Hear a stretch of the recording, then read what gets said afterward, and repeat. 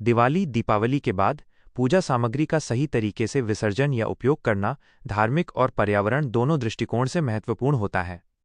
पूजा सामग्री का क्या करें, विसर्जन और सदुपयोग।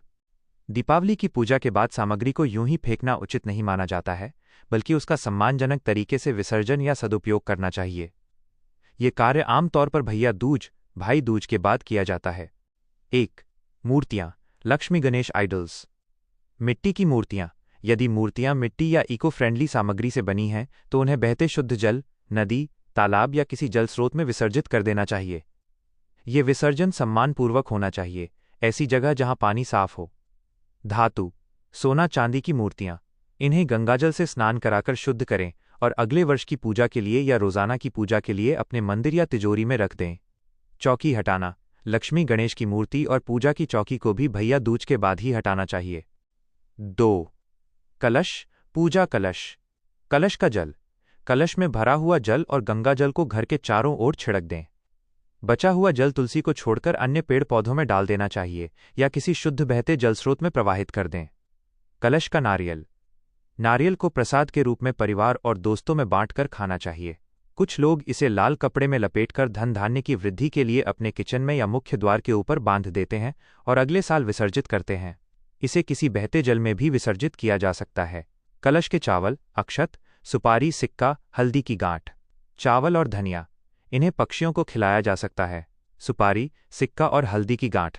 इन्हें लाल कपड़े में बांधकर अपनी तिजोरी, गल्ला या धन रखने के स्थान पर रखना बहुत शुभ माना जाता है। इससे धन का आगमन बना रहता है। 3. खील बताशे और प्रसाद। पूजा में चढ़ाए गए खील बताशे, फल और मिठाइयाँ प्रसाद के रूप में परिवार के सभी सदस्यों और पड़ोसियों में वितरित कर देनी चाहिए। प्रसाद को फेंकना नहीं चाहिए। 4. फूल, पत्ते और मालाएं, फ्लावर्स एंड लीव्स। पूजा में इस्तेमाल हुए फूल, पत्ते, मालाएं और आम के पल्लव जैसी जैविक सामग्री को किसी भी पवित्र स्थान जैसे नदी, तालाब में विसर्जित किया जा सकता है, बशर्ते पानी साफ हो। सबसे अच्छा तरीका है कि इन्हें किसी गमले, बगीचे या पेड़ के नीचे मिट्टी में दबा दें ताकि वे खाद बन जाएं, या फिर इन्हें एकत्रित करके किसी साफ बहते पानी में प्रवाहित करें। 5. दीपक और तेल, घी। पूजा के बाद बचे हुए घी या तेल को घर के अन्य दियों में इस्तेमाल किया जा सकता है। मिट्टी के दियों, दीपक को साफ करके अगले वर्ष फिर से इस्तेमाल किया जा सकता है या उन्हें किसी सुरक्षित स्थान पर रख देना चाहिए। यदि वे खंडित हो गए हैं तो मिट्टी में दबा दें। 6. गोमती चक्र और कौड़ियाँ, गोमती चक्रा एंड काउरीज। ये धन और समृद्धि के प्रतीक माने जाते हैं।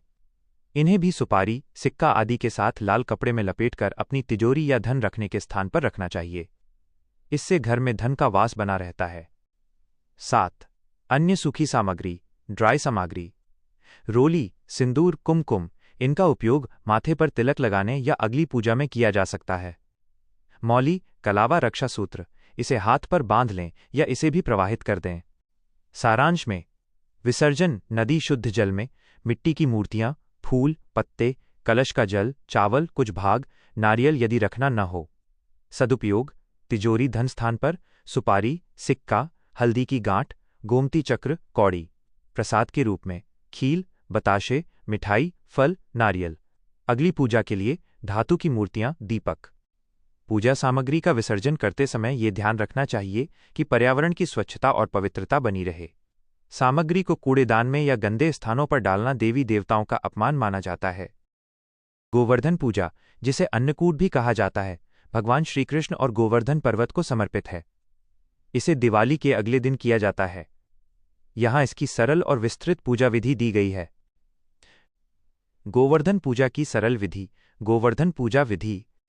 गोवर्धन पूजा में मुख्य रूप से गाय के गोबर से गोवर्धन पर्वत की आकृति बनाकर उसकी पूजा की जाती है।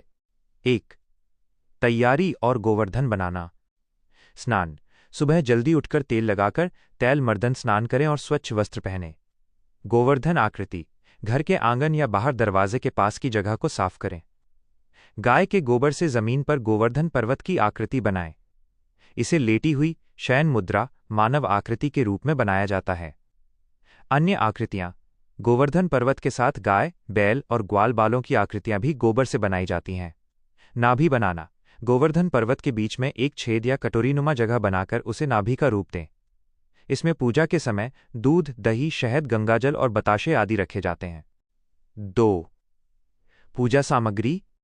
पूजा के लिए निम्न सामग्री तैयार रखें: जल भरा कलश, रोली, कुमकुम और चावल, अक्षत, धूप, दीप, दीपक और अगरबत्ती, फूल और माला, खीर, बताशे, मिठाई और अन्नकूट का भोग, विभिन्न प्रकार की सब्जियां और अनाज से बना व्यंजन, पान का पत्ता, दूर्वा, घास, गाय को खिलाने के लिए रोटी या चारा।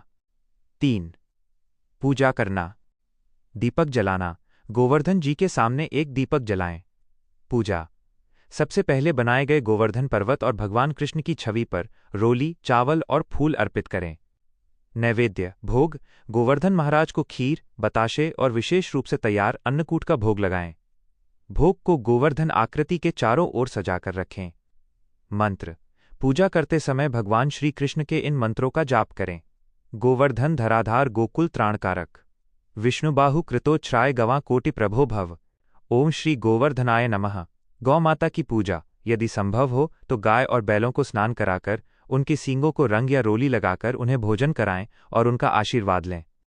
4. परिक्रमा और आरती। गोवर्धन कथा। परिवार के सभी सदस्य मिलकर गोवर्धन पर्वत की कथा सुने या पढ़ें।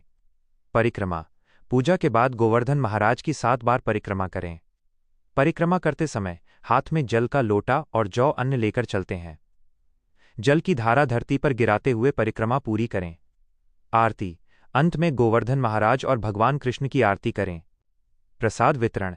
पूजा समाप्त होने पर नाभि में रखे दूध, दही और भोग लगाए गए अन्नकूट को प्रसाद के रूप में सभी में बांट दें और स्वयं भी ग्रहण करें। इस विधि से पूजा करने पर भगवान श्रीकृष्ण और गोवर्धन महाराज की कृपा बनी रहती है, जिससे घर में सुख समृद्धि आती है।